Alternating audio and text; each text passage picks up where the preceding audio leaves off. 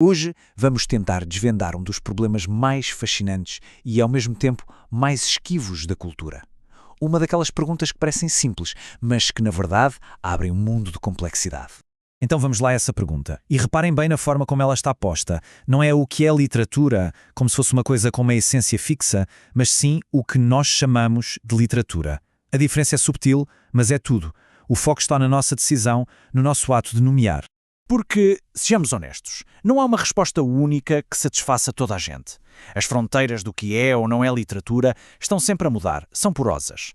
Por isso, em vez de procurar uma definição de dicionário, o que vamos fazer é uma espécie de cerco ao problema. Vamos atacá-lo de vários ângulos diferentes para ver se, no final, conseguimos ter uma imagem mais clara.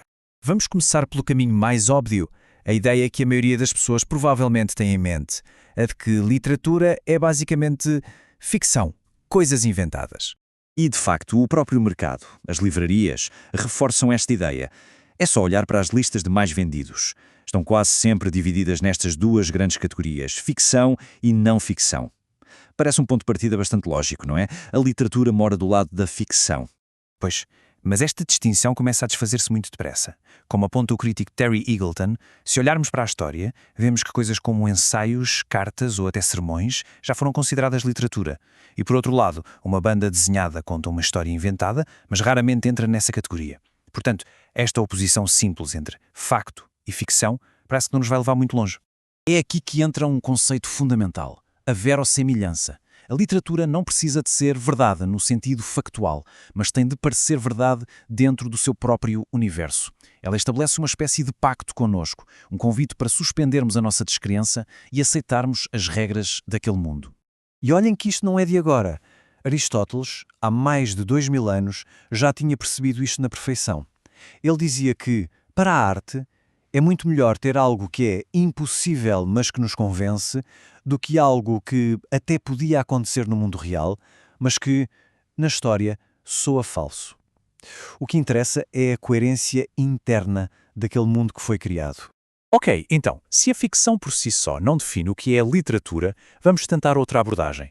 Que tal olharmos para uma capacidade muito especial que a literatura tem? A de transformar a nossa própria percepção do mundo. O nome técnico para isto, que vem dos formalistas russos, é estranhamento. A ideia é genial. Nós vivemos tanto no piloto automático que já não vemos realmente as coisas, apenas as reconhecemos. A arte, e a literatura em particular, serve para quebrar esse automatismo. Ela obriga-nos a parar e a ver o mundo como se fosse pela primeira vez. Pensem nesta frase. Os galos cantam ao amanhecer. É perfeitamente funcional, direta, económica, comunica a informação e pronto. É uma linguagem transparente, automática. E agora olhem para o que faz Federico Garcia Lorca. Os bicos dos galos viram piquetas. O canto transforma-se numa escavação em busca da aurora. De repente, uma imagem que já nem notávamos ganha uma vida, uma força e uma beleza completamente novas. O familiar tornou-se estranho. Isto é o estranhamento em pura ação. E claro, talvez o exemplo mais famoso e radical de todos seja o início de A Metamorfose de Kafka. Acordar na nossa cama é a coisa mais banal do mundo. Kafka pega nessa banalidade e injeta-lhe uma dose de estranhamento tão brutal que abala toda a nossa percepção de realidade. Isto leva-nos quase que naturalmente à nossa terceira tentativa de cerco.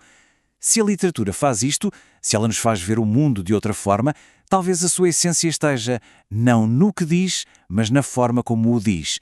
Talvez seja um uso especial da própria linguagem. Para percebermos isto, podemos olhar para o modelo do linguista Roman Jakobson. Ele identificou várias funções na comunicação. No dia-a-dia, a função que mais usamos é referencial. Usamos a linguagem para falar sobre coisas no mundo, para dar informações. Mas, e aqui está o ponto-chave, Jakobson diz que na literatura a função que domina é a poética.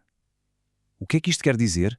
Quer dizer que a linguagem literária chama a atenção para si mesma, a sua sonoridade, o seu ritmo, a sua textura. O como se diz passa a ser tão ou mais importante do que o que se está a dizer. É como se a linguagem deixasse de ser uma janela transparente para se tornar um vitral colorido. E como é que a literatura faz isto? Principalmente através de dois grandes mecanismos, a metáfora e a metonímia. A metáfora cria uma relação de semelhança. O som dos cascos parece o som de um tambor. Já a metonímia funciona por associação, por contiguidade. Os chapéus de 3 bicos, os tricórnios, passam a representar os polícias que os usam. A literatura usa e abusa destas ferramentas para tornar a linguagem mais densa, mais rica. Já tentámos a ficção, o estranhamento, a linguagem especial. E todas estas abordagens procuram uma qualidade dentro do texto. Mas e se estivermos à procura no sítio errado? E se a resposta para o que é a literatura não estiver no texto em si? É aqui que chegamos à nossa abordagem final, a mais moderna, que provoca uma verdadeira reviravolta. Ela muda o foco do texto para o contexto. Estas são as chamadas teorias relacionais. E a ideia central é revolucionária. A literatura não é uma propriedade de um texto, não é algo que um texto é. É algo que nós, enquanto sociedade, fazemos com um texto. Um texto torna-se literatura pela forma como o lemos e pelas instituições que o validam. As escolas, as editoras, a crítica. O mesmo Terry Eagleton que vimos no início resume isto de forma brilhante. Literatura não é uma coisa, é um conjunto de relações que estabelecemos com a escrita. É uma categoria que funciona de uma certa maneira numa cultura, não uma coisa que tem uma essência imutável. E Antoine Compagnon é ainda mais direto, quase brutal na sua honestidade. No fim de contas, diz ele, literatura é aquilo que as autoridades de uma cultura, os professores, os editores, os críticos, decidem que é literatura. É um consenso. Pensem numa antiga vasilha grega. Na sua época era um objeto útil. Hoje está num museu e é considerada arte. O objeto não mudou. O que mudou foi a forma como nos relacionamos com ele. Então, onde é que ficamos depois desta viagem? Bem, vimos que a literatura não é apenas ficção, não é apenas uma escrita que nos parece estranha, e não é só um tipo de linguagem especial. É tudo isso, mas acima de tudo, parece ser um grande consenso social e cultural. Uma categoria que nós próprios construímos e que está, por isso mesmo, sempre em transformação. O que nos deixa com uma pergunta final, que na verdade é a mais importante. Se a literatura é, no fundo, uma decisão nossa, coletiva, então a questão volta-se para nós. Neste momento, aqui e agora, o que é que a nossa cultura decide que vale a pena guardar, estudar e valorizar sob este nome tão especial de literatura? A resposta a essa está a ser escrita todos os dias.